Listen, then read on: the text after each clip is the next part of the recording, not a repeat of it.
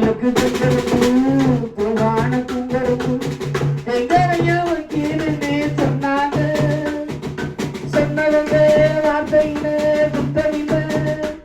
அடி சின்ன பொண்ணு நானும் அதை ஒத்துக்கிறேன்.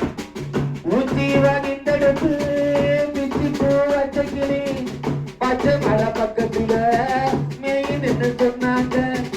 மேயுதுன்னு சொன்னதில நியாயம் என்ன கண்ணாட்டம்.